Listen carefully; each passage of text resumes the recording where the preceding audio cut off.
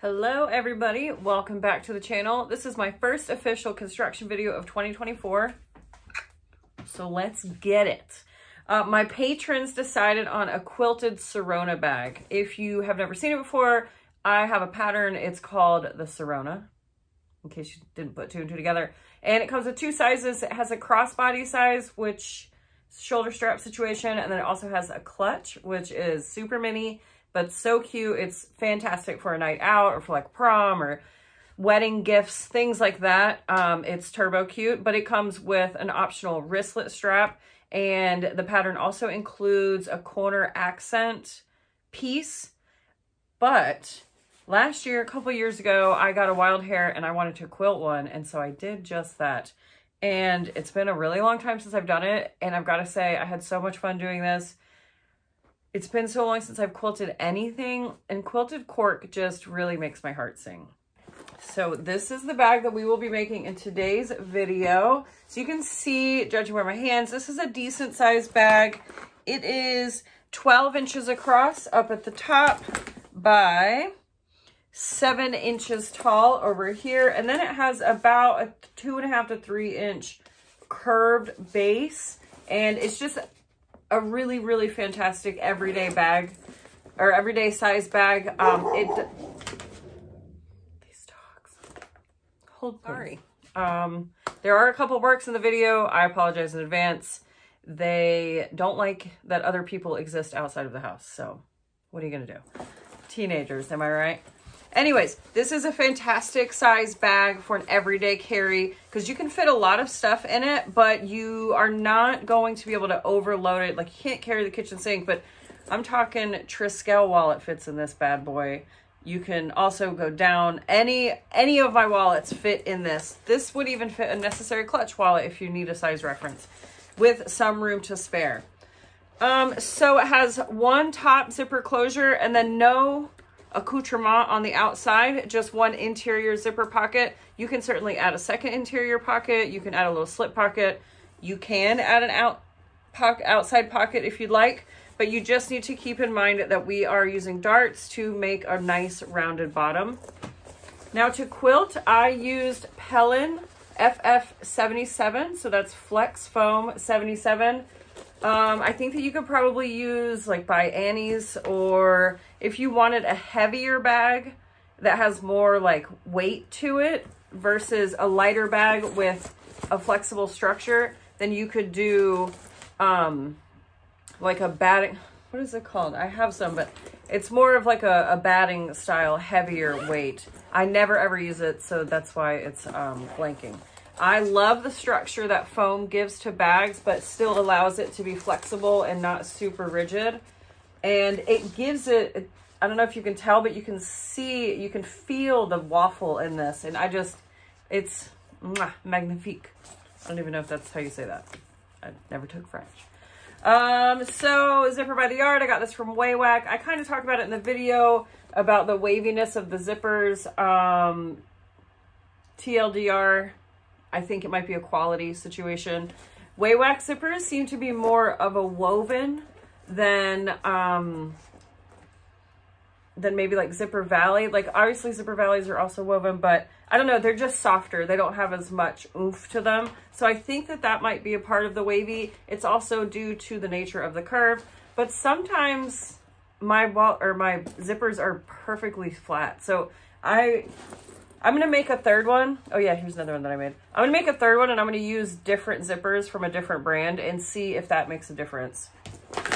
I think that these are from a different brand and this one's still a little wavy. So I don't know, but might as well do a third and try it out, right? This is the Golden Slate Waves with like a pistachio color, and I love this combo. And I did the thread in that light minty green as well. I can't get over this bag. I just love it so much. What else? I used these D-rings that I sell on my website. These are perfect for this. You can crimp them together like this and put it all on the outside. You can crimp them and put them all on the inside. I put a little washer, a cork washer on the inside. Or you can crimp it around the entire edge, so it's on the inside and the outside. This is a lot harder to do, to get a nice fold and to make everything meet up, but it can be done. It just takes some elbow grease. I got this beautiful Treat People with Kindness cork tag from Heartwood and Hyde, the Wayback Zipper Tape, Cotton Art Gallery. Oh, the thread. So the thread that I used on this is Celestia by Saya Swag. It's Tex 45, and it is beautiful. It's a beautiful rainbow, but it's not pastel. It's like if pastel colors were fully saturated. It's such a pretty rainbow. If you've never seen it, highly suggest going to check it out. I'll link it below. I got my tags from Lihu Imports on Alibaba. That's Lihui Imports. I talked to Denise? I talked to two people. They were both fantastic. Highly recommend. Very, very affordable. And then, of course, my other hardware is from my supplier overseas as well. So I think that that is it. If you have any questions, be sure to leave them below in the comments. If at any point you are enjoying this video, please toss me a thumbs up. It helps me in the algorithm world. And yeah, I hope that you enjoyed this video. If you don't have the pattern, go to the description box. There will be a direct link down there for you. And I'll see you at the end of the video. Happy New Year, if I haven't told you already. Let's get everything cut out for the Sirona. I'm going to be doing an all black Sirona. We're going to quilt it. I'm going to use rainbow thread, so I thought that the black would be really nice. So black cork from Fabric Funhouse. To cut it out, I'm going to be using my acrylic template. I thought that I would show you the set. This is what it comes with. This one is a little worse for wear because it's traveled to an expo with me, but it doesn't matter because it's still perfectly fine. But you get the crossbody bag size as well as the clutch size, and you also get the corner pieces and the zipper overlay. So I'm going to be using, well, that's the wrong one, not the lining panel, but the exterior panel. You see it says cut 2 plus interfacing. Now, because I'm using cork, I am not going to actually interface the cork. However, we are doing quilted, so I will be cutting foam. And the way that I'm going to measure out my foam is, I'm going to eyeball it, of course, because that's how I do things. But what I want to do is I'm going to basically cut off about 1/2 inch from all of these measurements here to cut out my piece of foam. But I'm getting ahead of myself. Let's cut out the exterior first.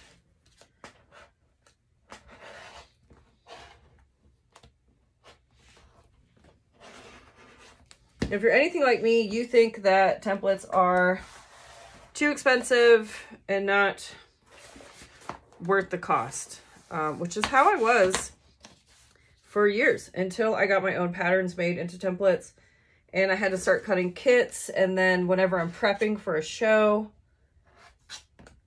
that's when I really find the positivity of a good template. Whenever you can just cut out a bunch without having to move your piece of paper around. And I'm always bad about shaving off just the edge of my paper. But that's when I became a convert to using templates. I know a lot of people just prefer to use them for various reasons. You know, they do make life so much easier, but the financial input for me was too much. I just couldn't get my head wrapped around it. But I am here to report that very useful, and I'm really happy that I have them now. So if there's a pattern that you make a ton of, I would search to see where they sell their templates at, because it really alleviates a lot of annoyance when it comes to cutting out patterns.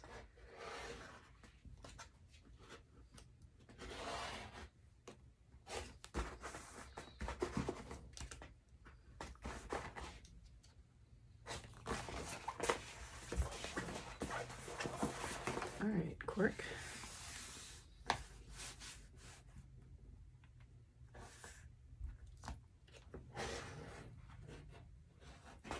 I really love the Sirona pattern. It is super beginner friendly. You can use any material to make it. You don't have to use cork. Whereas a lot of my patterns, they call for non-fraying edge textiles, and that is because of specific design elements. But this pattern, you do not need raw edge textiles, with the exception of the zipper overlay for the interior zipper pocket. That's the only thing that needs to be raw edge compatible. Otherwise, it's gonna fray. But yes, so great beginner friendly pattern. It's a nice size, but it's not overwhelming. It's not a kitchen sink size bag. And it's a great like practice, especially for beginner seamstresses, because you're gonna learn how to do darts, which is nice to give the bag shape without having to worry about doing a gusset and easing a gusset into place. I find that these types of bags are just easier overall to do whenever you're learning. And then if you're an experienced seamstress, you can just whip these bad boys out like in your sleep. All right, so I'm gonna cut out all my little darts there. And the best part about this is it doesn't take a ton of fabric, which is my favorite. Okay, so I've got my two exteriors here. Get this wrapped back up. I'm gonna cut a strap, but I'll do that off camera because it's just a pain in the butt. Use my slap bracelet to keep these dangly bits under wraps. And then now I'm going to cut out my lining. And because I'm doing rainbow variegated thread, I thought that doing rainbows on the inside would be fun, and it's a nice pop of color against the black. But I love these rainbows. They're very turquoise heavy, and I love the pops of orange and pink there. And so because I have my template, I can just leave this folded and cut both linings at the same time. And of course, this is the big benefit of having a clear acrylic template, is if you're fussy cutting, you know, you can really figure out exactly where you want your pattern to be.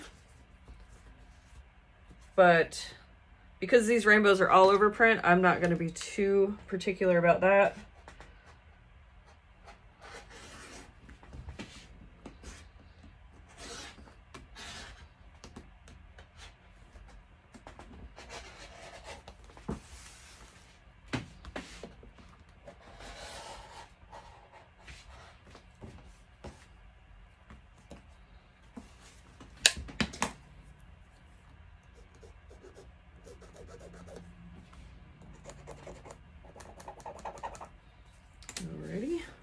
Get my sharp scissors. I need to send my scissors off to be sharpened somewhere because they are knocking on death's door.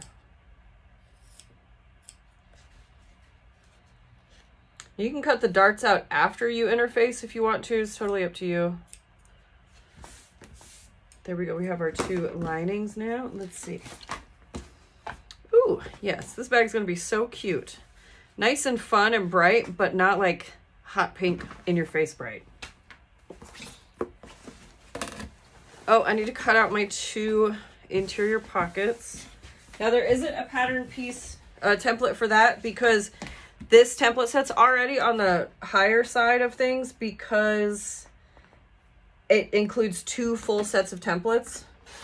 So I didn't include the rectangle cuts, but these are listed in your pattern.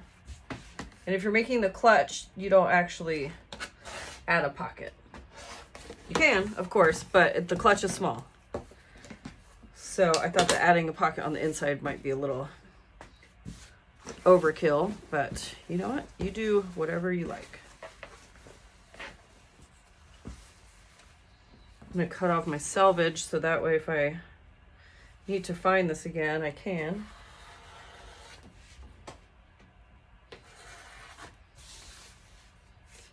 There we go. So whenever I cut off my selvage, I always like to cut off the designer and then also who makes it. So this is Art Gallery. Art Gallery fabric by Jessica Swift. Cutesy little rainbows.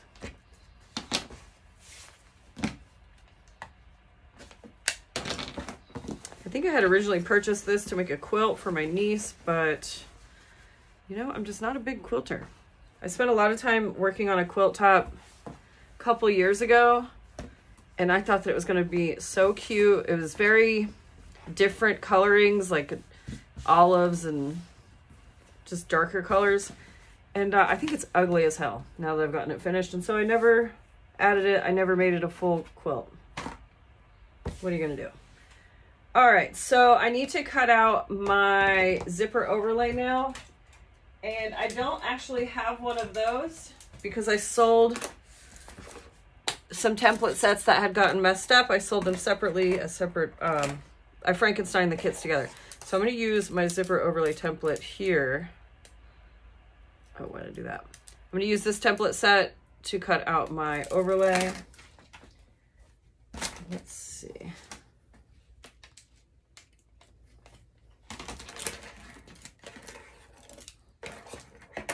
So if you haven't seen these guys, they just slip together like so to give you a cut, or a measurement rather.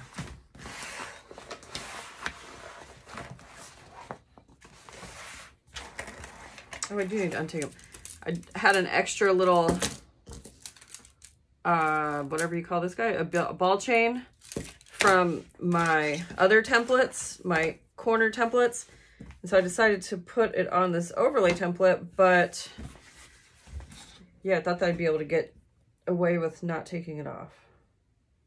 But I'm a dum-dum, and you have to. But so yeah, for this zipper overlay template, you just slide the two pieces together, and then you have to hold both at the same time. It can be a little tricky, but once you get used to it, you're good.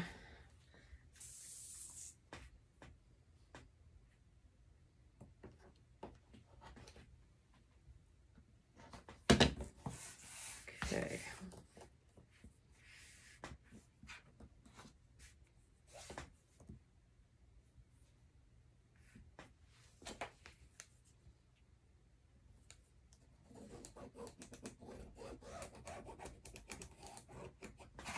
Oh, I think I'm out of ink. Nope. Weird. I get these pens from Mormino. I have a couple of these. I always have these hanging out. These are leather edge marking pens. And then I just bought a huge bulk refill online. So that way I can keep these locked and loaded at all times.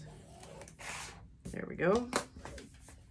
Now, if you want to, with this overlay template, you can certainly just use your rotary blade inside of it. But because it is a little funky to hold on to, I just transfer the lines and then cut. Just find that I'm a lot more accurate this way. And then I never cut my short edge with my rotary blade. I always nip these with scissors because I don't want to accidentally overcut.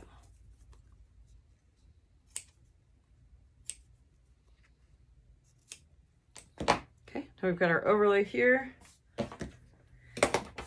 And instead of doing the side connectors like the pattern has, I'm going to be using hardware. So I'm going to jump off here, gather all my hardware, and then I'll come back and we will go over our materials. While I'm off camera, I'm also going to cut some interfacing for my linings, and I'm going to be using Decaville Light, but I will show you how I cut my foam. So I'll be back in just a second. So I have my flex foam here. This is Pellon FF77, so this is a quarter inch thick foam, and it's not fusible, which is not my favorite. I do like fusible items, but I'm used to it with flex foam. I'm trying to recall if I've ever used flex foam that was fusible. I feel like they have that, but anyways. So I have one exterior, and what I like to do, because I don't have an actual pattern piece for this, I am going to bump. So this is the top of the panel, right? And here's the side. So I'm going to measure about an inch. This is actually the top here. I'm going to measure down about an inch and in about an inch on both this top edge and the side edge over here. And you can see I'm not being super particular about it, but what I'm going to do is just use this as a rough cut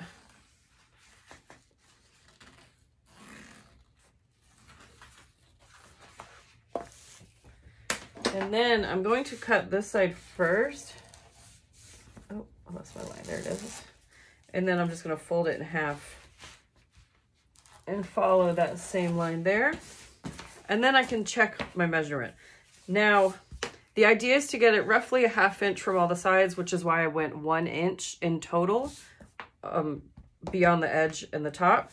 Because then I'm hoping for whenever I lay it, it is roughly a 1/2 inch, which it is. I mean, it's a little more here and a little less there, but that's totally fine. But so since I have that ready, now I'm gonna trace this line here. And then now I know I'm gonna go in about a 1/2 inch from that line that I just cut. And then this should fit just like so. The last thing that we need to do is mimic our dart lines here. We want to avoid the foam in the darts if at all possible. So I'm just going to mark them, and I'm just going to cut just a little bit outside of my cut lines.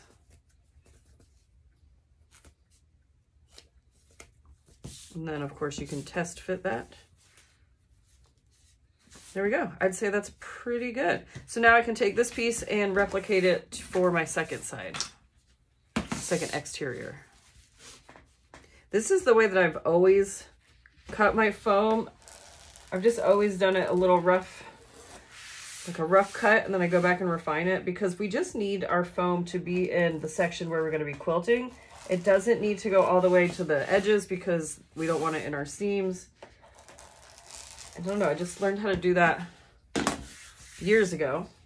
And so that's the way I do it. All right, so lastly, we just need to replicate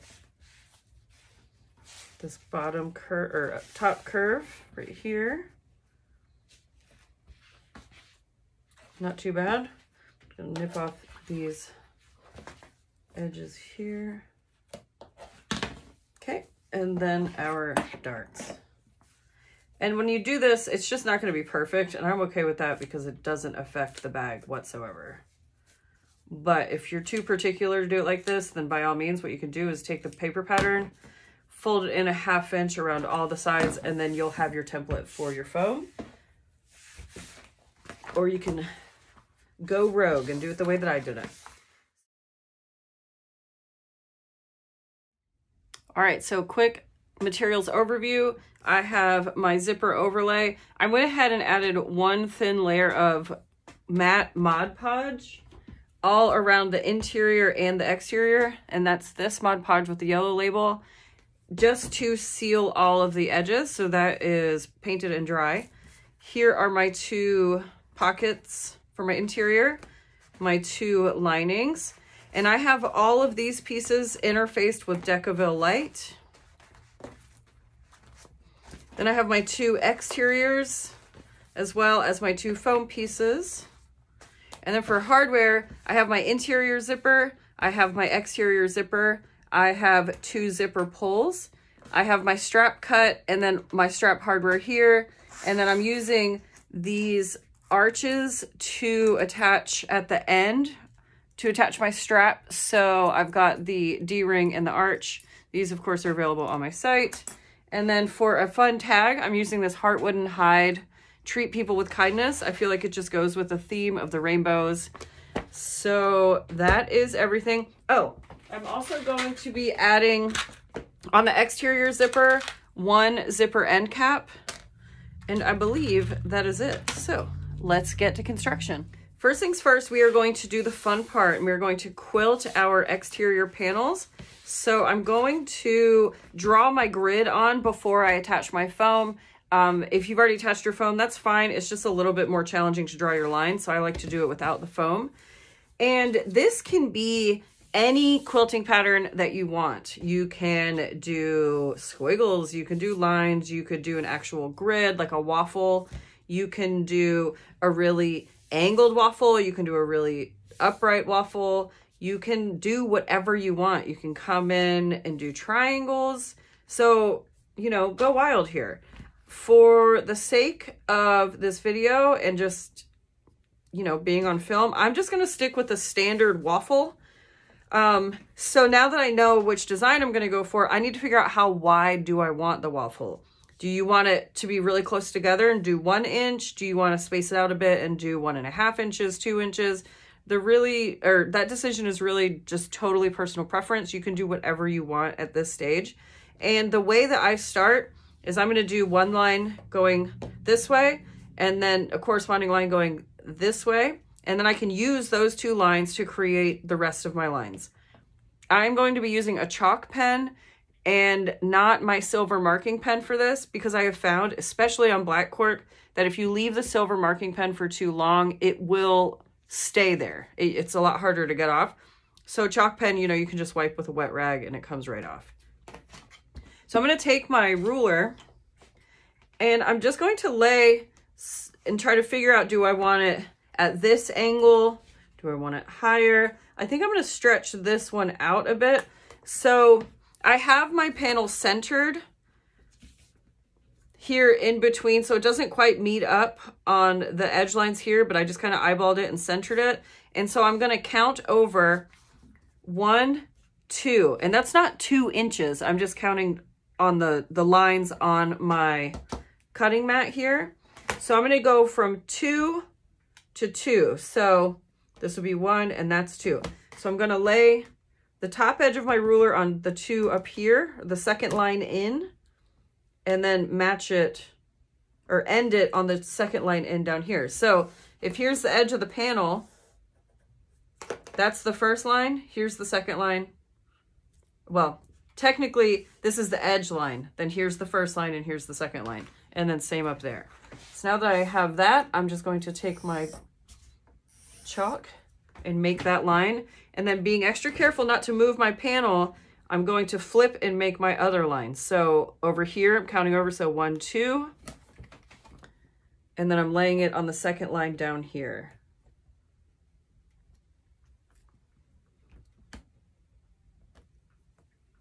And if you get these mixed up and you do a different line, you're gonna have very obviously different angles on your lines.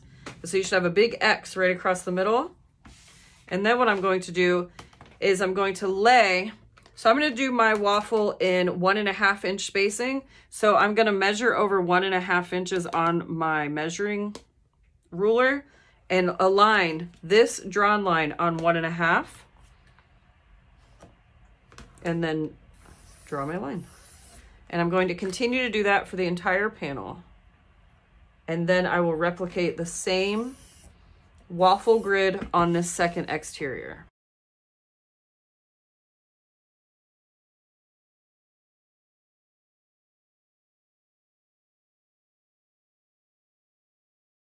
Okay, now that I have my waffle drawn, I'm ready to attach my foam, and I'm going to be using quilt basting spray. You can also use glue for this, totally up to you, or even better yet, if you have fusible foam, of course, you can just iron it on. I'm going to spray the basting spray just here on the back of my cork, and I'm not going to be super particular. I don't need to cover the entire thing. I just need enough to make the foam stick. If you do this, be careful that you're not letting overspray get onto your cutting mat because it won't come off.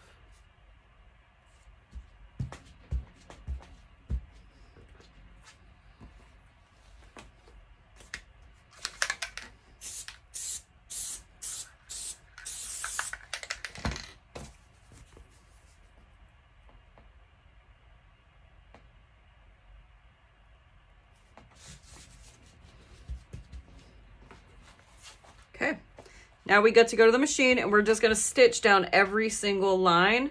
And I'm just going to add a couple of stay stitches at the beginning and the very end on the entire both panels. All right, you're going to want to make sure that you have a full bobbin because you don't want to run out midway.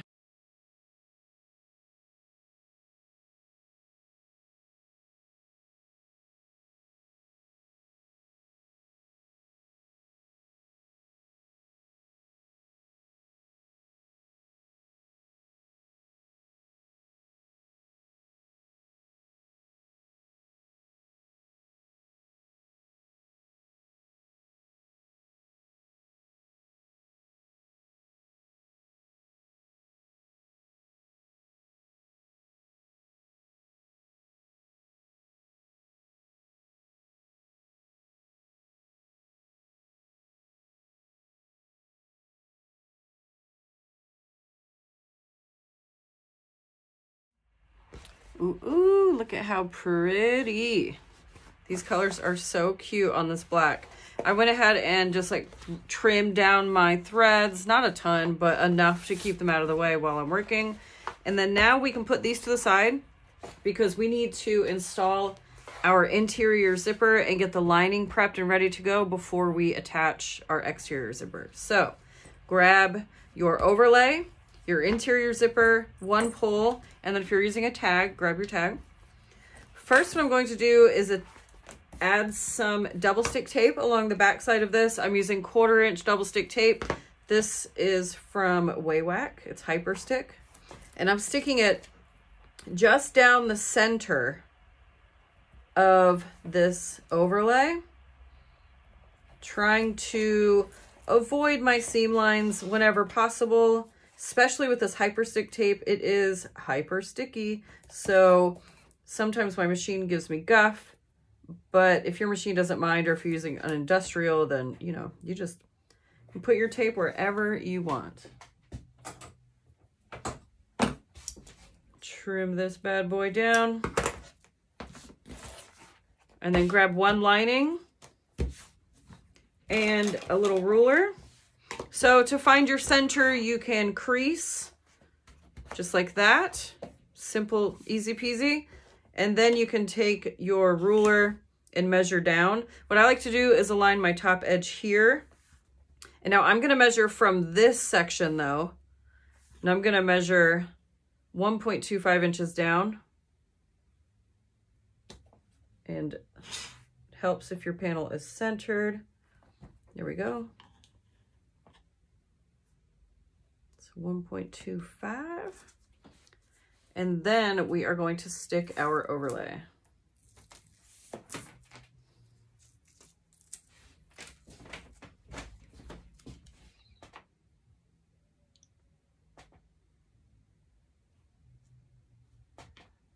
And then before I stick it all the way down, I'm going to measure. I should have used a bigger measuring tape. I don't know why I didn't. I'm a ding-dong. Shimmalama ding-dong. So here we go. All right, so I know that I have 1.5 inch from there, 1.5 from this, so that's good. I think this overlay might be a little bit bigger than what's on the pattern, so if your measurements aren't the same as mine, that's okay. It's not gonna make a difference. But so get that stuck down into place. And then this guy, I'm gonna put, I think just right there, right underneath it. It is a bummer that I'll be covering up some rainbows though. Let's see, should I put it on the other one? Nah, I'm gonna put it over here. So I'm just gonna put a strip of tape along the back.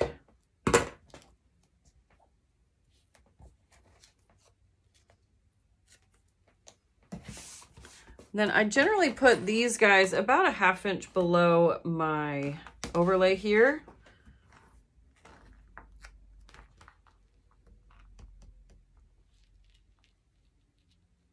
Is that centered? Sorry if you're seeing the back of my head. Yeah. I actually want it up a little bit higher. Perfect. Okay, so I moved it up to 1/4 inch. Let's use that straight. It doesn't look centered.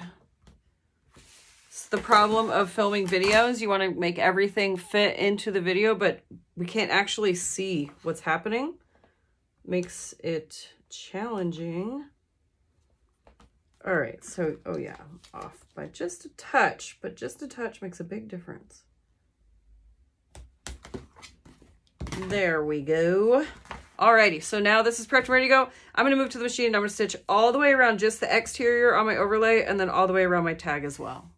Now when I'm doing my zipper overlay, I'm going to tie my ends off to the back. So I am pulling out a good 5-6 inches of excess before I start my sewing. And I'm stitching just along this outer edge at about 1/8 of an inch seam allowance.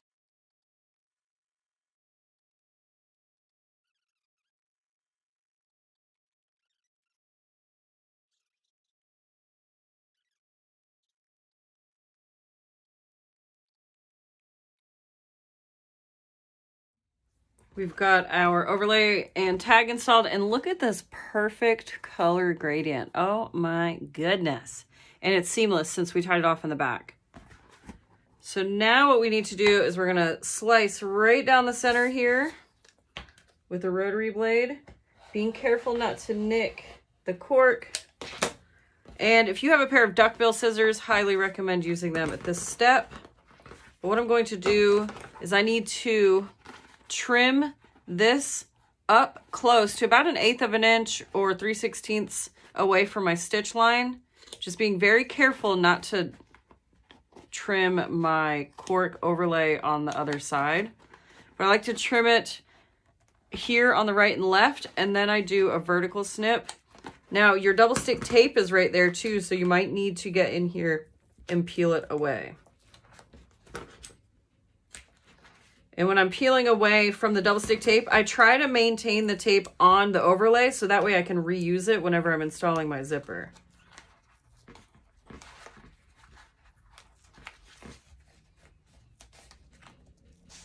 So you can peel it up and away, just kind of crease it and then trim. You need to come over here and cut up into this corner.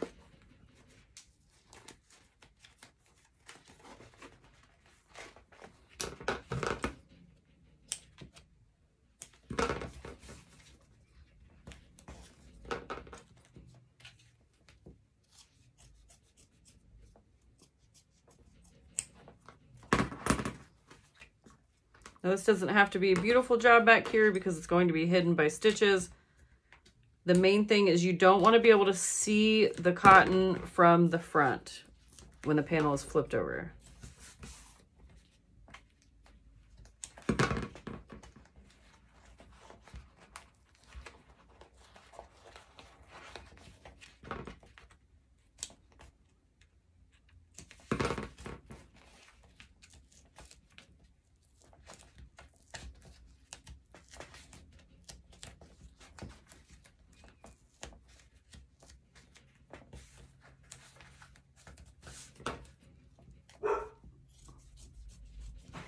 Sorry about the dogs. I don't know what they're up to right now, but they're being real annoying.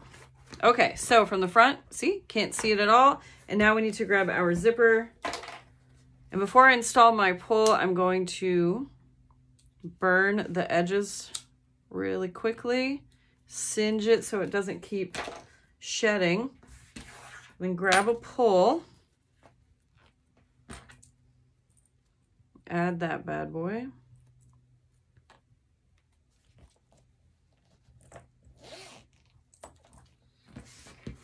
Now I like my pull or my zipper pockets to open from the left to the right. So I have my pull here on the left with the zipper tape closed. And I'm just going to lay this panel right on top. If you weren't able to salvage your tape, what you would do is just add another line of tape. And I like to do that right over the stitch lines, essentially right over the stitch lines that I just made. And I am going to add a little tiny piece here on top of this knot where I tied my stitches off. But I'm going to just leave that one. I'm not going to peel that tape at all. So once you have tape around this section back here, then you'll lay your zipper tape in the window. I'm going to turn it so where I can see the angle. Now, obviously, when I turned it, the whole thing shifted. This is the time to take your time and get your zipper straight, because once it's installed, you're going to have to unpick it if it's crooked. Nobody likes a crooked zipper.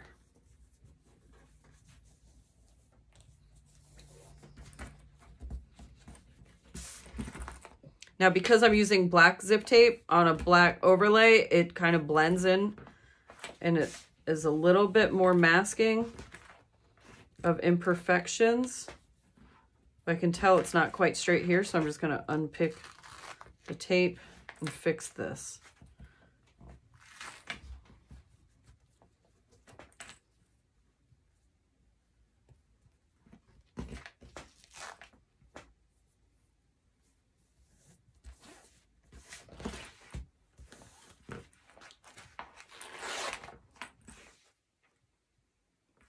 All right, I just have to lean in. You just get to see my roots for 1 second.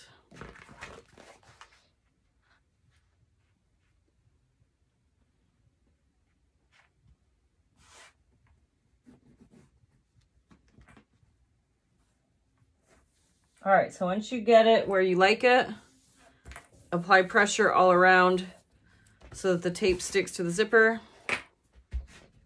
And then flip it, and you're gonna grab your 2 pocket linings. These are gonna go face down. We're gonna line up, we're gonna tape the top one up here, aligning the top raw edge of the pocket to the top raw edge of the zipper. We're gonna tape that, and then we're gonna flip it and finger press it out of the way. And then we're gonna take this piece and align this top raw edge to the bottom of the edge of the zipper tape, and then you take it and flip it down and out of the way. So let's get some tape on here. So I just put a piece of tape right over the zipper, the raw edge of the zipper tape. So then I know for certain it's going to be up and out of my stitch line.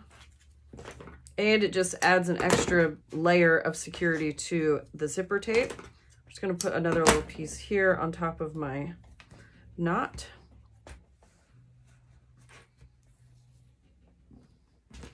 Alrighty, so we're gonna start with the top here. So I'm gonna peel this off. And now you can finger press this now if you want to. It's totally up to you. It is a little easier to do it prior to sticking. So I'm going to lay this and cover up that tape there. And then you flip this out of the way. And you can toss a clip on here to hold it for you. And then now the bottom, if you have directional fabric, you need to be careful. So you want to make sure that your directional fabric, the right side, the top is going to line up with this bottom edge here. So then after we stitch it, whenever we flip it down, it has the right orientation. But until we stitch this bottom section, I'm actually going to leave this angled up. And so I'm going to take this entire panel over to my machine, and with both of these pocket pieces facing toward the top of the panel sticking out, I'm going to start my stitch line here on the right side, and I'm not going to back stitch. I'm going to tie off this whole process. So I'm going to start my stitching here on the right short side, go down across the bottom, then back up, pull all my threads to the back and tie them off. And then what I'm going to do is fold this one down and then this one down, and then you come back and stitch and complete the circle there. Well, complete the rectangle, as it were. So, hope that's not too confusing, but you're about to see me do it IRL. So I'll meet you at the machine.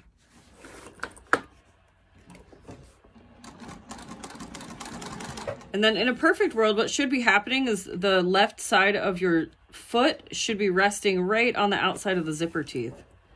Or at least that's how it works with my zipper foot, or with my, this is not a zipper foot, it's a Teflon foot, but the measurement works out that way with my machine. Of course, once you get over here, move your zipper pull out of the way.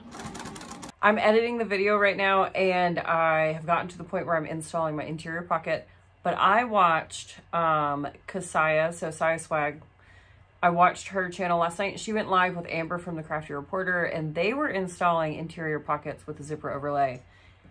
And the way that they did it made way more sense to me, because I kind of struggle with picking my stitches and tying them off to the back with my 2 pocket panels that are facing, this is pocket panels facing away. My wrists don't. But what they did is they just sewed straight across the bottom and pulled the threads to the back and tied off, and then they flipped their pocket lining top down, and then they stitched around the short side across the top and down the other short side, and then pulled to the back and tied off. So that is how I'm going to do it from here on out.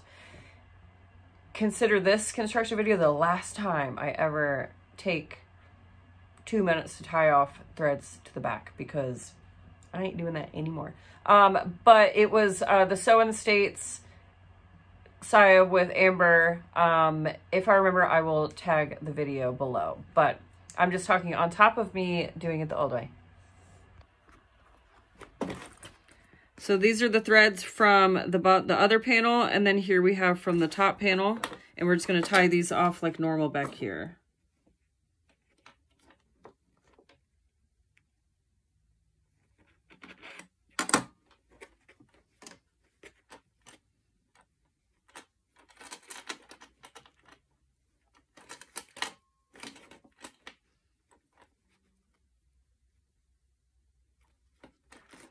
Now that I have both threads sections tied off, I just like to add a couple stitches, or not stitches, but a couple knots in these as well. And I'm not pulling super duper tight to where it's locking down on the cotton fabric. I'm just pulling it to where the knots, or I'm just pulling the thread so that you can knot it right back here like so.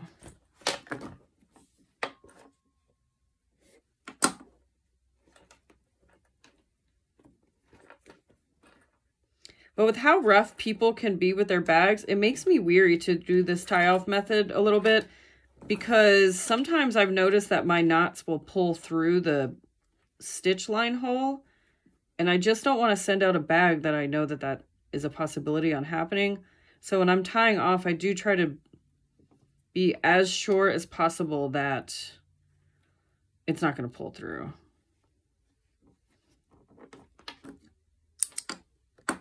All right, so this is what it should look like in the back. If you cut your pieces correctly, then these two pocket panels should be meeting up perfectly. As you can see, mine aren't, and it's not a big deal. I'm not going to stress about it. What I'm going to do is just trim off this excess.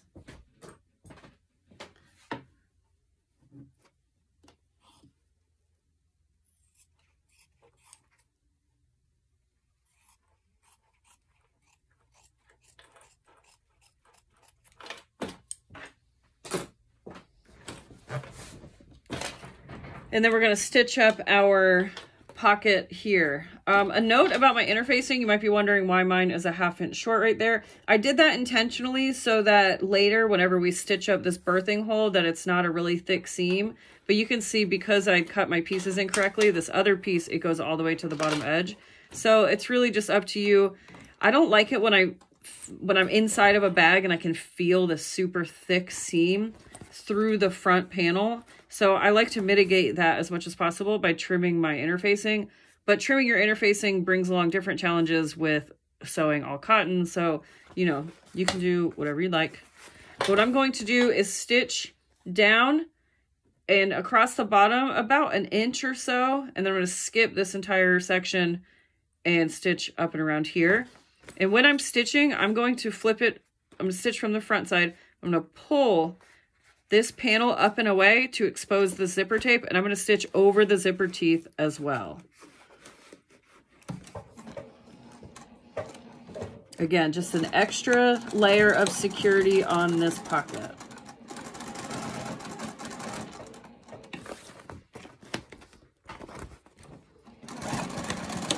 Make sure to do a lot of back stitches here. And then if you've never seen me do this, I call this my L stitch. So when I'm stitching across, once I get to where I want to stop, I pivot and sew straight down, back stitching really well here. And then I'm going to skip across that whole birthing section and mirror that on this side.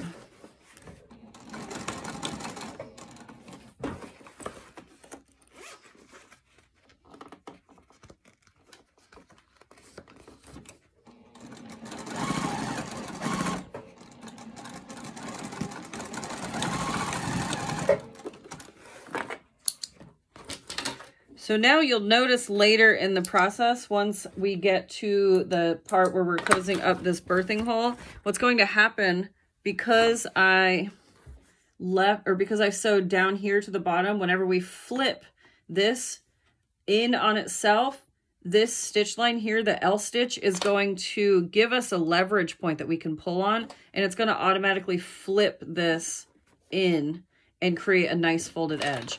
I've been doing this L stitch for, I don't know, 10, 12 years, and it's just my preferred method. Try it out, see if you like it, and if you do, keep using it.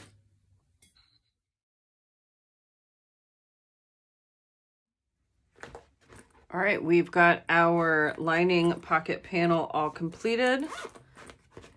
If you open it, you should see a birthing hole. And now we are ready to attach our linings to our exteriors, but first we need to prep our zipper. And we need to do that by adding a 90-degree fold to one edge of the zipper tape.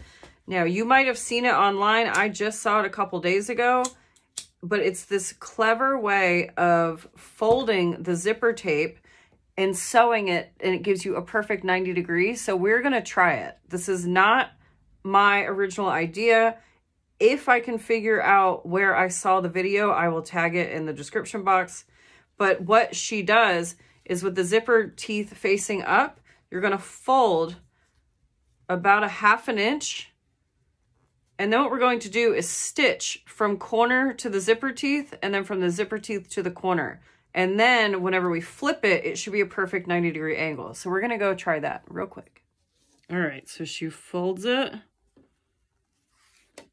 And then she stitches. This is my first time trying this, so bear with me. So she stitches from this corner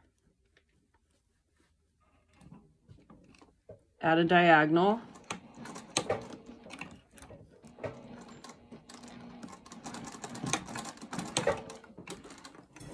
Okay, all right, that kind of worked. And then she stitches this other side. Now, I'm going to do this from this side because I'm not using a zipper foot. She did, and so she had a much narrower foot. So I'm kind of having to jump up onto my zipper teeth. I'm gonna try it from the back side.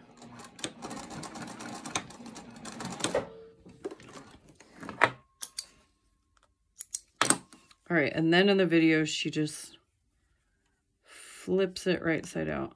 Oh, wow, holy moly. Well, that worked freaking perfectly. Holy crap. Yeah, that's super impressive. I love it. I think next time I'll use black thread because you can kind of see my stitch right there. But, I mean, you can't get a more straight 90-degree angle. That is very impressive. All right, so we're going to grab one exterior and one lining. And I just remembered that I need to add a tag. So let's do that before moving on. I'm going to be using this metal bag tag. I got these from Lihu Imports on Alibaba. That's Lihui. And yeah, they're super fantastic to work with, and you pay way more in shipping than you do for the tags, just like anything that you get from overseas. We need to figure out where we want to put this. I tend to put them right smack dab in the center, so that is what I'm going to do. And I want it in the center of this diamond here because that is the center of the bag. So I'm just going to mark, I can use this one here.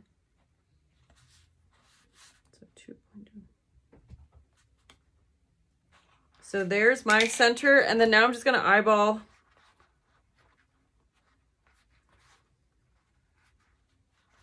And I'm just going to apply pressure to create an indentation.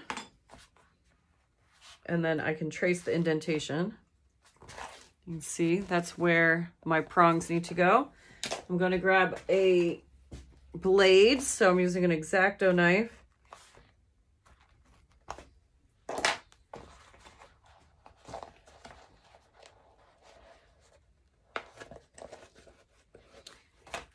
We're going to add the washer along the back.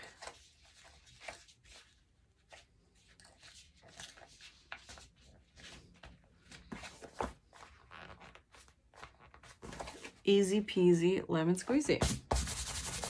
Got some chalk on my cork from my ruler there. All right, so now we need to do our exterior zipper installation. I'm going to grab 1/8 inch double stick tape. I have a little ruler here and a marking pen, and using the measurement provided in the pattern, you're going to mark all 4 top edges of your panels, both panels. You can see, so there's a mark right there. Repeat that on this side. These measurements are different if you're making the wristlet, so that's why I said to refer to the pattern. And so this is going to be the front of my bag because that's my tag. So I'm going to take the back of my bag and lay the zipper panel with that. I like my zippers to be on the back side of my bag, so then when I'm wearing my bag and when I reach in, I can quickly access it. It's just how I've always done it. I like my pockets to be along the back. So I'm going to lay a piece of tape from mark to mark. Now, if you don't have double stick tape, that is just fine. You can use clips or glue. If you're using glue, I highly recommend Beacon Fabri-Tac as it's quick drying and you can sew on it immediately. If you have any little rogue threads, you want to be sure to scooch them up and out of the way.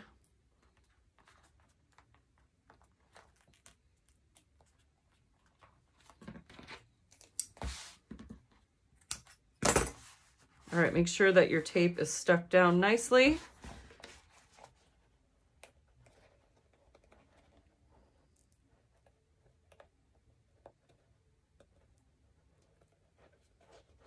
Or else it's going to be hard to get off the paper. There we go. All right, now I'm going to take my zipper tape. Now again, because this is the front of my bag, I know that I'm going to lay the end, the 90-degree angle on the left side of my bag. So if you want your bag to open on the right side, you're going to lay your zipper tape with the 90-degree angle over on the right side. So because I want mine to open on the left, I'm going to take this zipper coil and line it up right on that mark that I made before. And I'm going to tape my zipper tape into place, matching up the raw edge of the exterior panel with the edge of the zipper tape, as you can see. Now, when I get to this other side over here, this is the trailing off point, the second mark. And what I like to do is just kind of let it naturally trail. And then when I'm sewing, I'm going to pull it down and out of the way so that I don't stitch the tail all the way to the end. All right, so once that is stuck in place, we're going to add some more tape. I'm just going to tape about video cut off. But what I did is I added some double stick tape and I went ahead and put it over the teeth on this end just to lock that into place. And then I pulled this down and out of the way and let the tape trail up naturally like it wants to. And I had a couple questions in my comments about how I get the paper off the double stick tape so easily. And my only recommendation is make sure that it's really stuck down before you try to peel it. This is the Hyper Stick from Waywax, so this is significantly easier to peel the paper off of. The tear tape is a lot harder, but if you kind of scrape on the end and just really make sure that the adhesion is nice, then you can typically peel it off no problem. So we're going to take our lining and lay it right side down to create a zipper sandwich, lining up all of the edges like so. And I've noticed on these bags, because the curve installation, it's a zipper, or the curve, okay, because the zipper installation is on a curve, I really mixed that up. Sometimes it creates a wavy zipper when the bag is done. I haven't specifically figured out if that is a zipper tape quality issue or if that is because it's a curve or a tautness issue. Some of my zippers come out wavy, some of them don't. I don't have any super specific recommendations, but when you're laying your zipper, you can kind of keep it pulled taut just to help alleviate. But it is just kind of the nature of the zipper tape. And if yours is wavy, it's not anything that you did. So just something to consider. All right, now I've got my zipper sandwich ready to go. I'm going to go to the machine and I'm going to start my stitch line all the way over here on the very edge, stitch across and then down and back across. When I cross my zipper teeth right here, I'm going to add a couple stay stitches just for extra security. And I'm going to use a 1/4 inch seam allowance.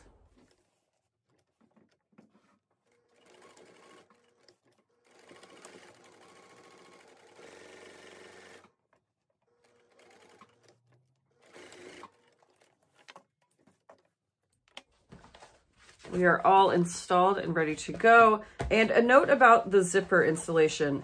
I wrote the pattern originally to peel apart the zipper tape, but I know that some people don't like to do that. So it's totally up to you if you want to install them separately or leave them attached to install them. I've just kind of gotten in the habit of leaving them attached, but it's really just a personal preference. So you do whatever you'd like. If I can manage it, I like to leave them attached. So that way when I install my zipper pull, I know that it's going to be even. But when I was writing the pattern, I wanted it to be as beginner friendly as possible. So it is a little easier peeling the zipper tape apart because then it's just easier. You don't have to manhandle all of the pieces together. What a weird term, manhandle. Gosh, I catch myself saying stuff just off the cuff, and I've often wonder where these terms come from. But that is not a good one, huh? All right, so I went ahead and I flipped everything out. I spent some extra time to push my corners out here for this flat edge before the curve starts. I did that on both sides. This one could use a little bit more love. But this is going to help make the shape of the bag later, so I like to spend some time with that. I'm not top stitching yet. I'm going to wait to top stitch until the very end. That's another personal preference. It doesn't make a difference. But if you wait to top stitch at the very end, you'll have one seamless top stitch. Whereas if you top stitch now, it'll be a little easier to top stitch, but 9 out of 10 times it shifts whenever you're attaching the two panels and then your top stitch doesn't line up. Now, since I'm doing rainbow thread and it's obviously contrasting, I want it to look as seamless as possible. So I'm going to top stitch at the end. So we're going to repeat the same process to these two panels and attach to this other side of the zipper. So I've got my marks from earlier, and so I'm going to add my double stick tape. And if I have these little thread guys hanging off, I'm just kind of pushing them up toward the top of the panel so that they hang off. And then the tape tapes them down and out of the way. That's why I'm not trimming those down.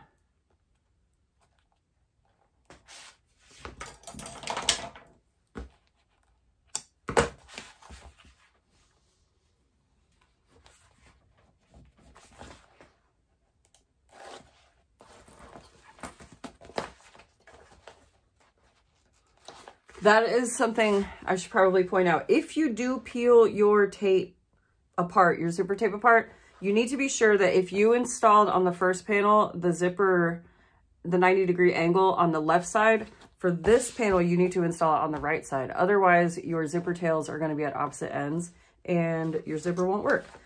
That's another reason why this is a little bit easier for me, because I have forgotten that more times than I care to admit. I'm going to turn it toward me so that I can get a better angle.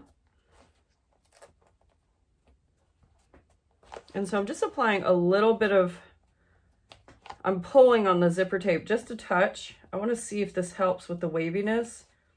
Now these zippers are from Waywack, so the zip tape itself is a little bit thinner than what you'd get from like Zipper Valley or My Handmade Space or any of those really high quality zipper tapes. So I'm thinking that that's where the waviness comes in, but we'll see. I just pulled that really taut, but I can already kind of see a little bit of wavy in here. So I'm not sure. I'm just going to say that that is probably the quality of the zip tape.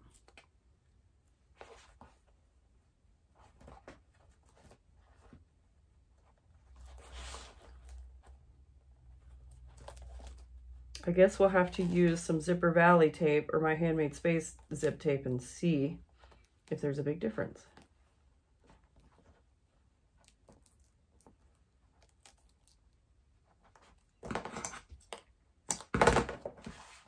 I really love Waywack products, but they're super duper affordable, and you know, you get what you pay for. And I'm not saying that negatively. I'm just saying that it is a much more affordable price point.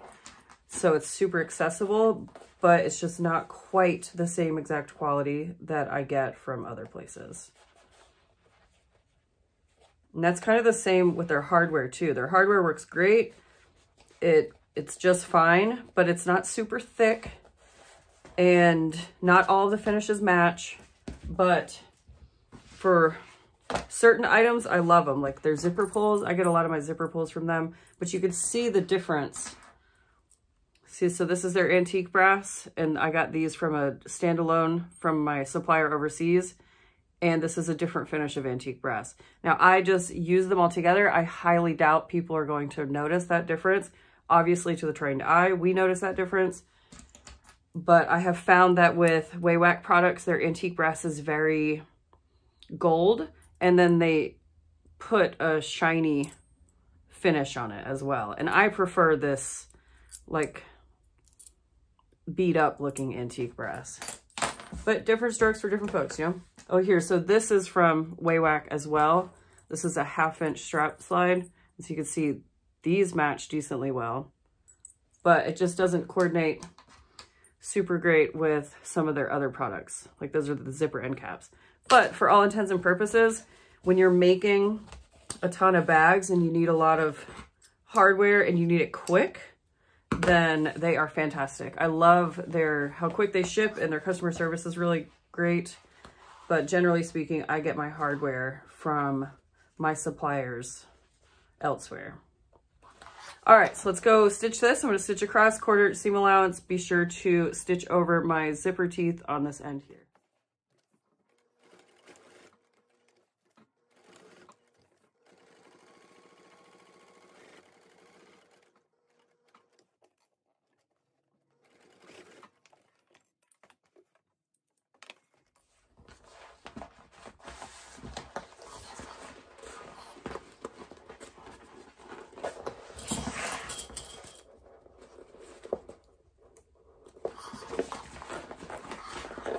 Just gonna flip everything right side out, take a look at it. Oops, I accidentally just pulled them apart. Oh well. Normally I remember to add a clip at the end of the zipper tape, but alas, I did not. I'm gonna test my skills and abilities when I'm putting the tape back together. Yeah, see, I can already tell that it's wavy. I don't really know what that's about.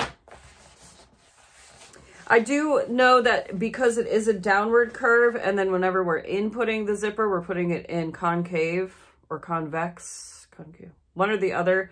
And so then when you flip it the other way, I think it has something to do with all that. Science. We're women in STEM. Look at that. Except I don't know what I'm talking about, so I don't know if you could consider me a woman in STEM. Anyhoozle, we need to do our darts. So I'm going to trim out my darts that are on my lining here, and I've got them cut out of my fabric, so I just need to trim out my interfacing.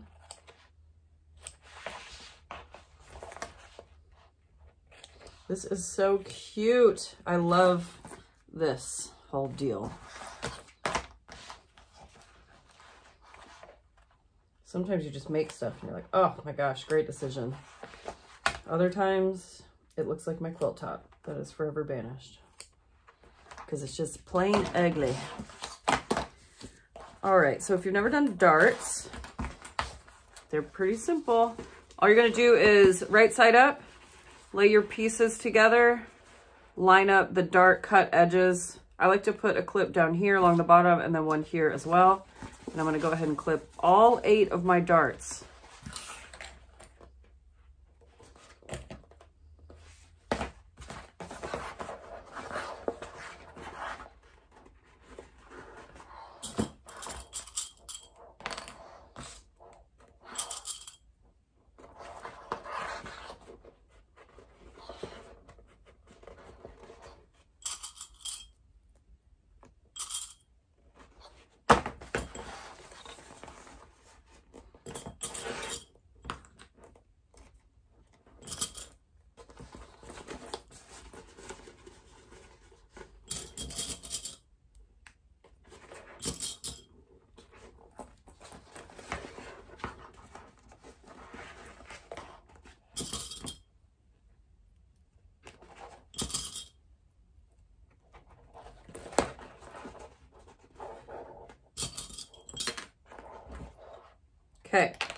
We're gonna go back over to the machine.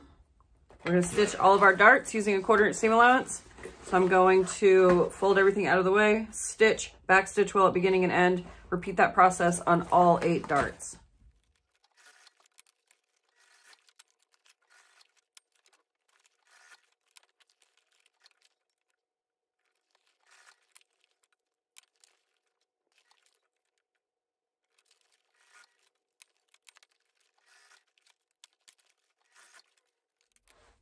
We have the 2 panels completed. We are ready to trim down, and then we need to add our zipper pull. So I'm going to trim down to about 1/8 of an inch on these guys here.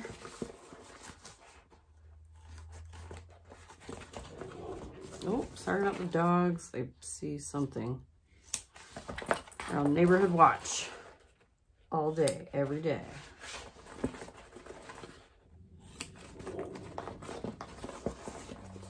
People just exist outside and they're mad about it.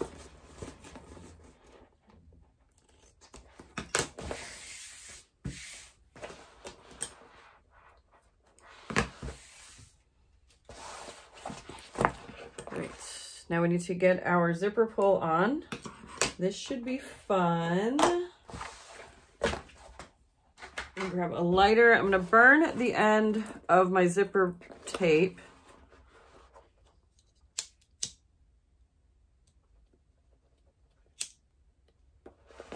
On both sides. Now a zipper jig would make this quick work. I broke mine a long time ago. Just do everything analog. So let's see what we've got. Okay, so here's our 2 sides. I'm going to fold my linings onto the exteriors, get them out of the way.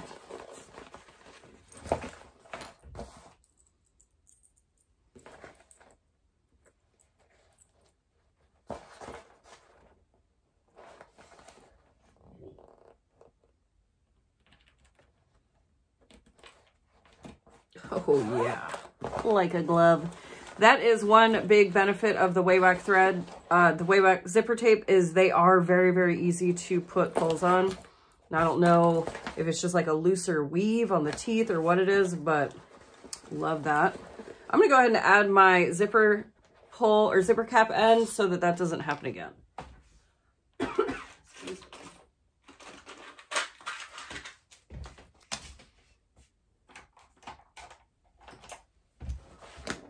I like to put a piece of tape on the end here just to hold everything in place while I lay it out. And I like to use my 1/4 inch zip tape. So just lay it along the back side like so.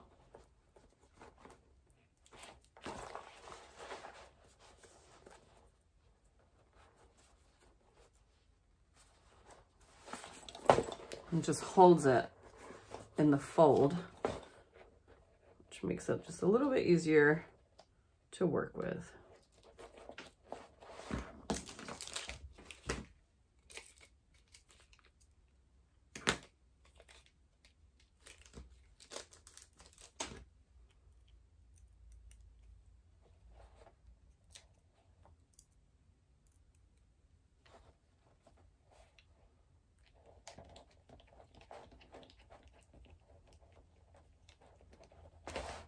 Almost got myself there. Alrighty, Spideys. Now what we need to do is open up, well, we don't really need to open up that, but because well, in my experience, zipper by the yard, it's really easy to open from the inside if you forget to open it, but best practice is to unzip your zipper because we are going to do the exterior sewing. And so you're just going to flip all of your darts so that they nest nicely. And you're going to clip all the way around. Now I made one of these before this one as a tester because it had been a while since I quilted one of these bad boys. And I just wanted to get my feet back underneath me before making a video. And I realized that because I added the quilting and the foam, that the lining didn't quite fit exactly how I like. So when I'm sewing this lining part, I'm going to shave off a little bit more. Because if you know me and you know my patterns, then you know that I design them so that the linings fit really, really well and they're not baggy and just a lot of extra excess fabric in there. So because I'm thinking that because I added that foam, it took up more space inside. But yeah, long story short, I'm going to shave off more of my lining. So I'm going to taper in closer to 3/8 to 1/2 inch on my lining, whereas I'm just going to maintain my 1/4 inch seam allowance on my exterior. And so to get this nice and lined up, I just kind of lay my darts together. And you might have caught it, but I tend to butterfly my seams in opposite directions, or not butterfly them, but I lay them in opposite directions, and you can slide until you feel the seams meet up with each other. It makes it really easy to ensure that you get a nice fit and that it's lining up well. And then this part I like to really spend some time with, and I like to do the same thing. I put one seam one way and the other seam the opposite way. Kind of all shakes out in the wash at the very end because it's all being folded down toward the inside of the bag anyhow. All right, I'm at a clips over here. Oh, here's a couple. Okay, so I'm also going to, oh, I just didn't clip that one. Crazy girl. All right, I'm going to leave an even bigger birthing hole in my lining and flip through that, and then we'll close that up through the pocket. You can totally flip this bag through this pocket here, but if you have the option, why not make it easier on yourself, right? So you can see the end of my pocket panels ends right here. And so I'm going to add a couple extra inches, and I'm going to start and stop my stitch line on the farther end. And then that'll give me 2 extra inches to flip everything through. So I'm going to start down here. I'm going to sew up. I'm going to do my little L stitch, sew up, across. I'm going to add some back stitches here, and then all the way around and come back. And I'm going to end here and do my L stitch. And then again, I'm going to shave off a little bit more here on the inside just to ensure that we get a nice, cute fit.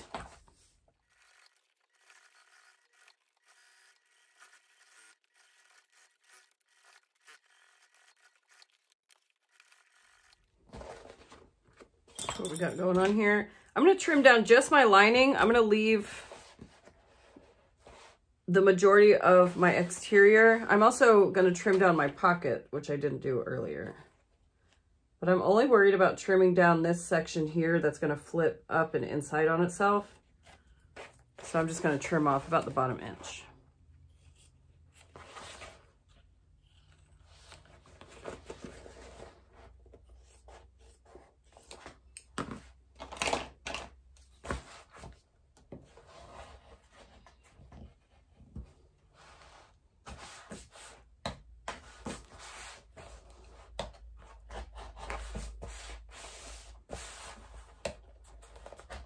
I have a little bit of, excess there that I trimmed off on the exterior, but I'm just going to leave it. It doesn't need to be trimmed.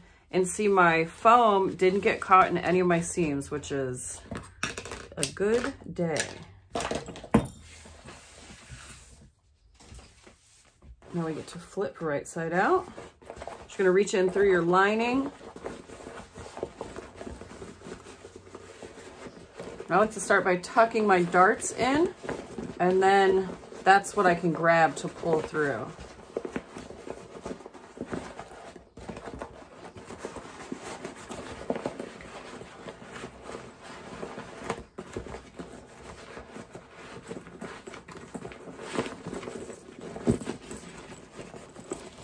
And you're just going to go in, push on all of your seams.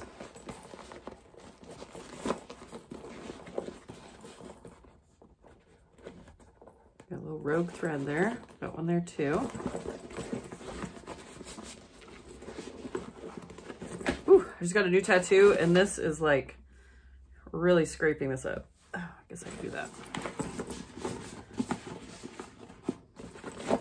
So you don't need to spend too much time pushing out the bottom here because we are just going to immediately go in through the pocket. And pull the pocket up to give yourself a channel. And then we're gonna grab our lining and pull it through the pocket. And you don't have to pull it all the way through, but enough to where you can get a grip on what you're doing and not be confused. So I'm looking for both of my open edges here. And it seems like it's a jumbled mess, and of course it is, but it works. So you're just gonna start at one end and just work your way over to the other, clipping everything into place.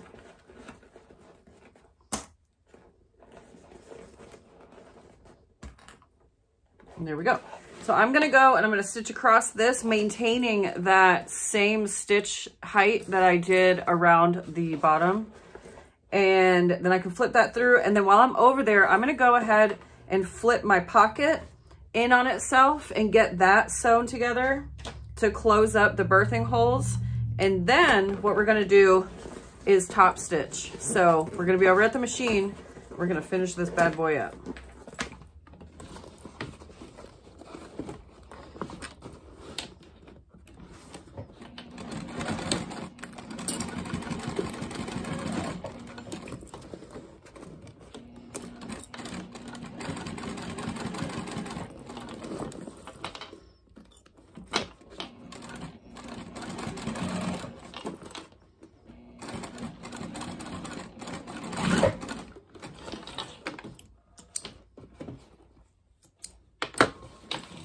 Forgot I want to trim this down before I stitch it all the way up.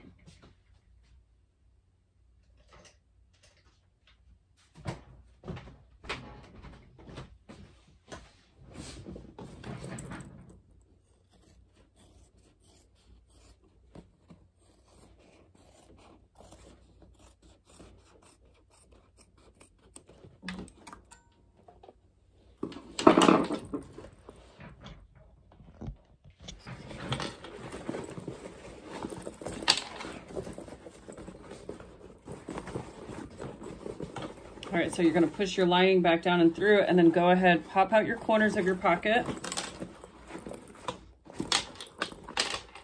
And because we made that little L shape, you can put your fingers in and pull and see how it just immediately folds under.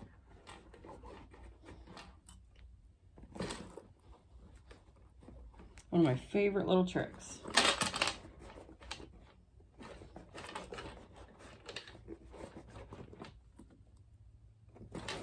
All right, stitch this hole shut.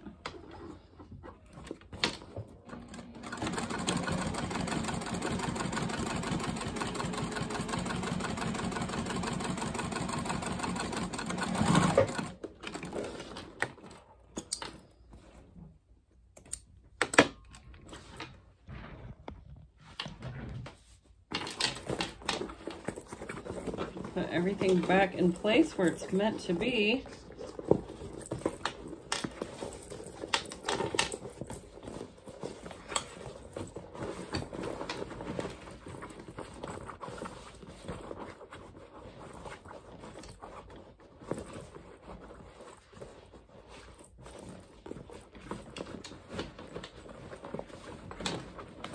Give everything a good hand press. And you should have a really nice fitting lining down in here. If you don't, you might want to reconsider pulling it back out, but that's up to you. A baggy lining just really grinds my gears, so I try to avoid that whenever possible. Got this little thread here.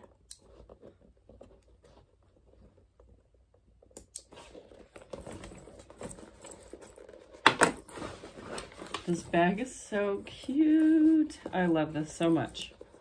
Do a little dry run. And so you can leave it, if you don't want to top stitch it, you don't have to. It's totally up to you. I kind of just like the way that it adds definition to this top edge, but you can really get away with not top stitching. It doesn't change the functionality of the bag. But it's always good practice too, especially if you're not super well versed in it. Always good to try. Now these corners, I've always noticed the lining likes to push up and over. So when I am finger pressing all of this, I'm rolling the lining down to the inside of the bag. And then I like to add a clip or two to hold it in place. And then when I'm finger pressing around my zipper, I'm pulling on my zipper, pulling it up. And I'm not pulling super tight, just enough pressure to push the lining down into the bag. And these are the edges. The side seams definitely get thick.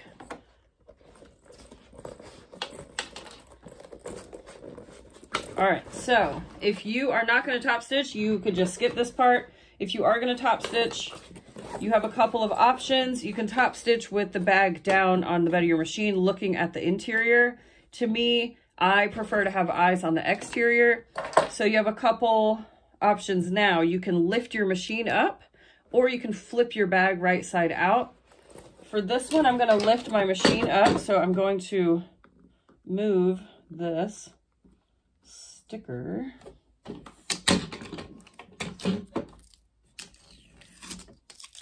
I knew that was going to become an issue when I placed it there, but I didn't think it would be so soon. Those little guys, they're seam guides though by somebody. I'll have to get the package.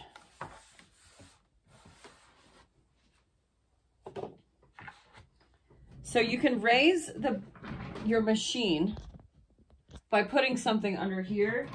I generally just grab books or a couple of template sets, and you just prop it up, and it essentially creates a tiny little cylinder arm. Now you are sewing on an angle, so just take things slow and, you know, don't be a speed demon. I'm going to start over on this side. I generally tend to start on my side seams here. And don't be afraid to be in control of this bag. Tell it who's boss.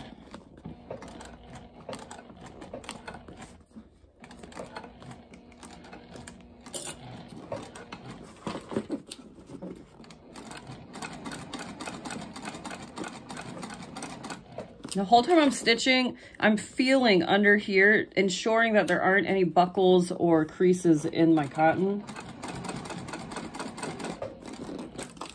Because this is a curved zipper, it will want to go places. So just go slow, take your time, and bend the bag where you need it to go.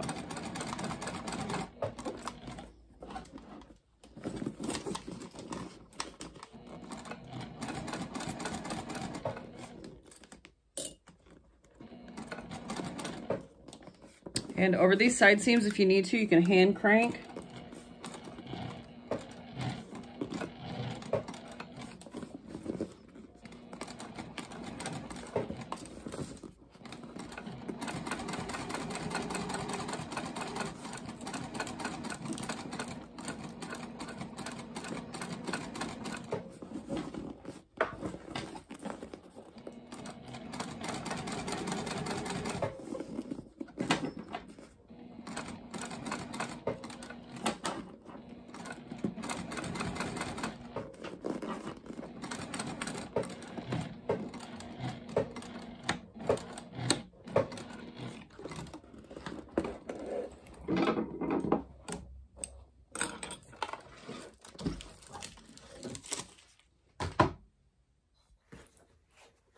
What do we think?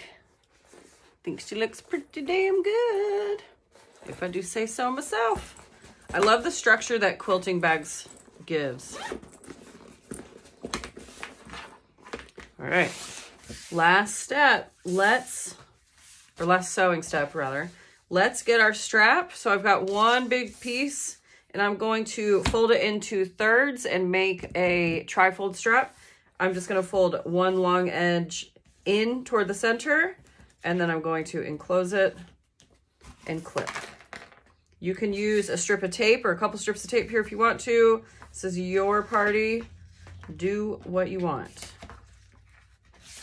Usually we make our strap in the very beginning, but I got carried away with the quilting, and here we are.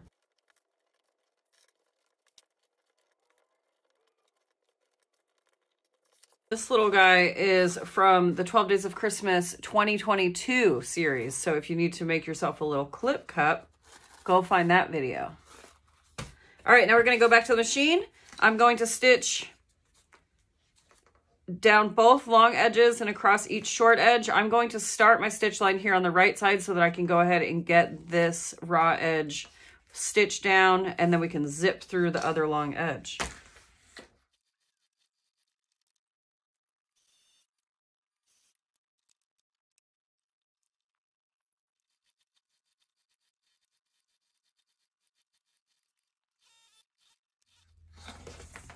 This is what we've got going on. This rainbow thread is really just making my soul happy right now.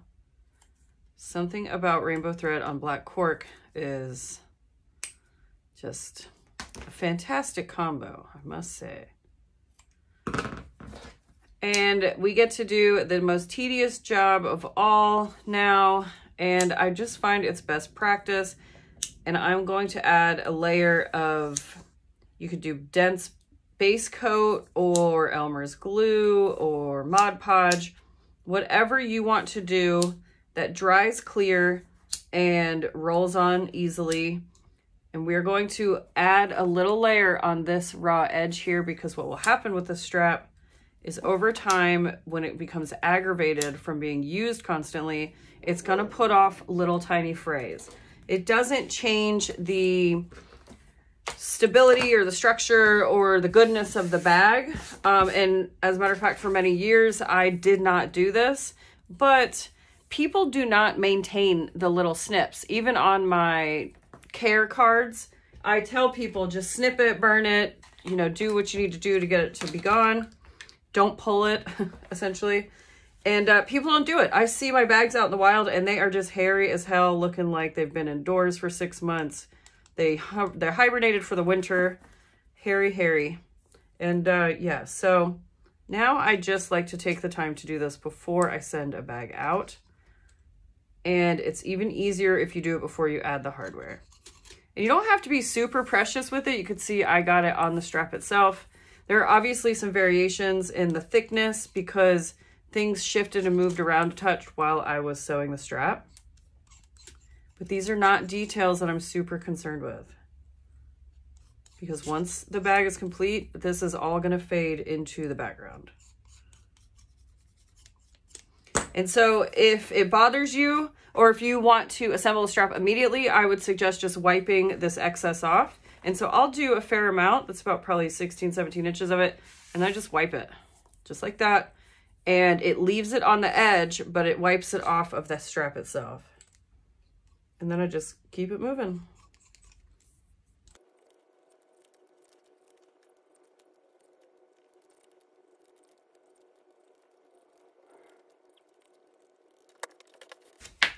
All right, now I'm just going to move this over to dry while we add the strap connectors to the bag.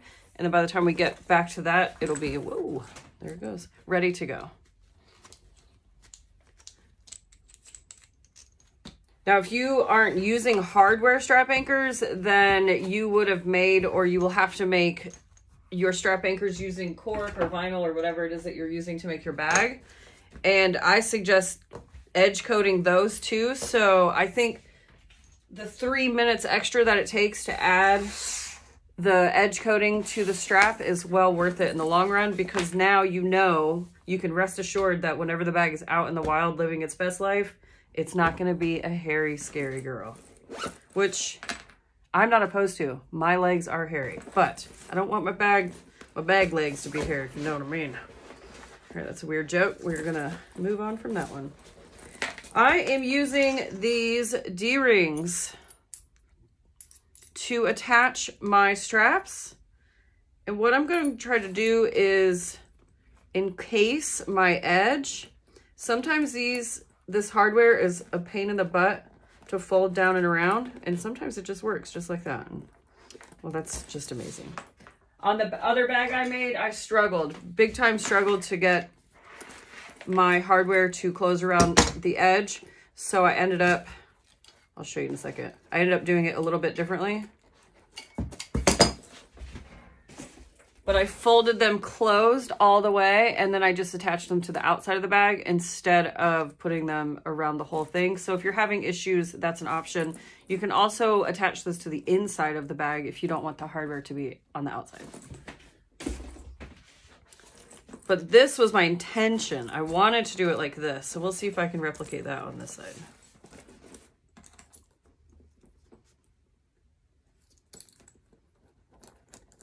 This hardware is such a pain to bend like this. So if you can't do it, I feel you.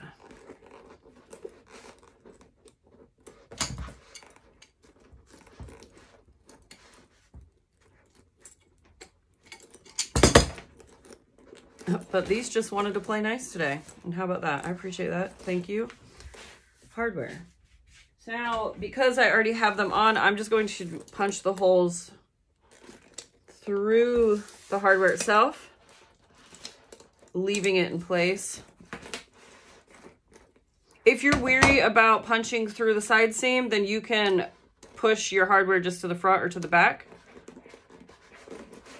Mine's already stamped or pushed into place, but you don't have to punch right through the middle seam if you don't want to.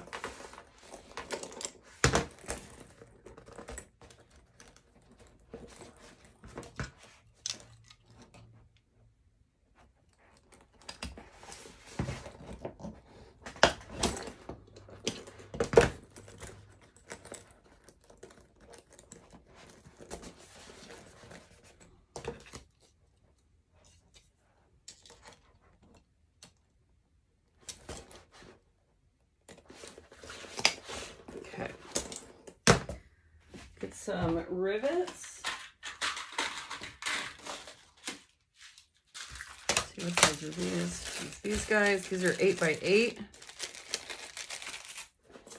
See if these are long enough.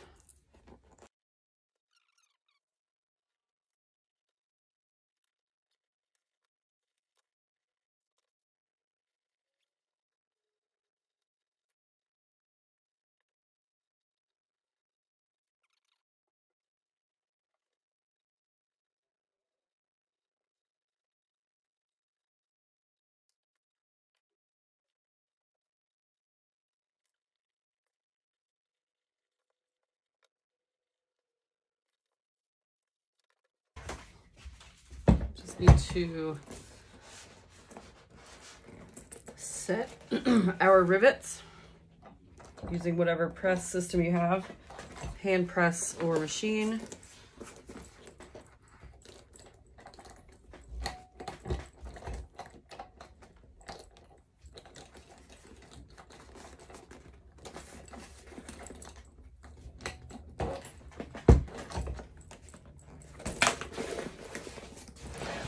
Okay, keep your press out though, because we need to finish our strap.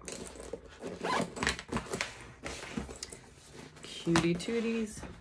Where am I? Oh, it's brown. All right, so the side that I start and stop my stitch line on is what I'm going to thread through my hardware first. And I'm making sure that the raw edge of my strap is on the bottom side. So I'm going up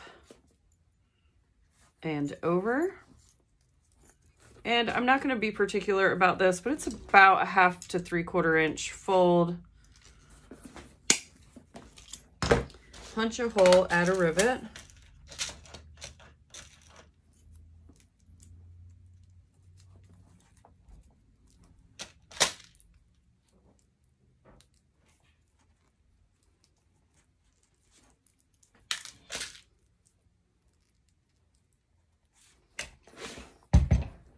Set that rivet, and then I like to lay my raw edge and my folded raw edge toward the top.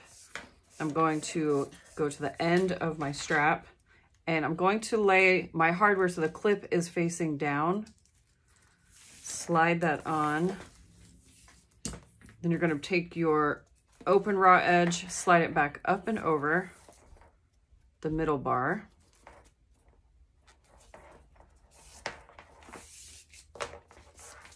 And then you take your second clip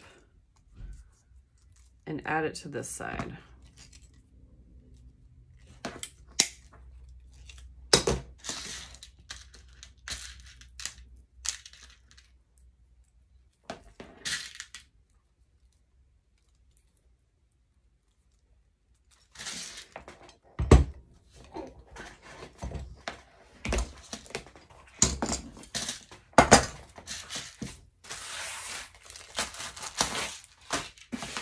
And the moment we've all been waiting for.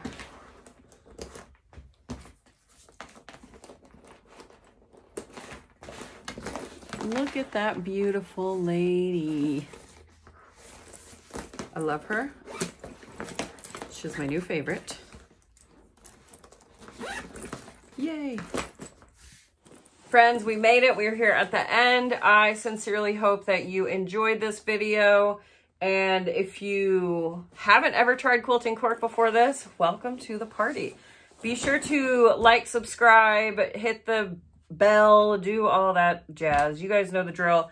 But more important, a little bit of homework for you. Drop a comment. Let me know what pattern you would like to see quilted.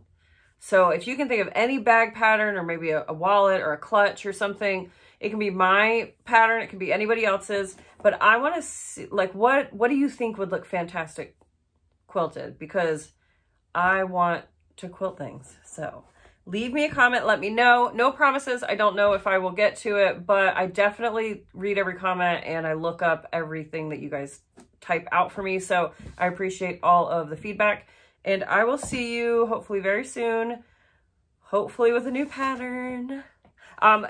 I think some people were confused with my January 2024 updates. The big wallet pattern has not gone live yet. The tester pool is not open, so don't fret. To know when that's happening, join the Patreon or join my Facebook group. Links in the description box. I'm having a hard time saying that. Links in the description box. Ugh. That's where I will be posting for my testers. So they are not out yet. You will know, I promise. I'm not hiding it from anybody. But I had to get this video made so that I could work on the pattern. So now it's your turn. Go sew, leave me a comment, hit the like button, and I'll see you guys next time.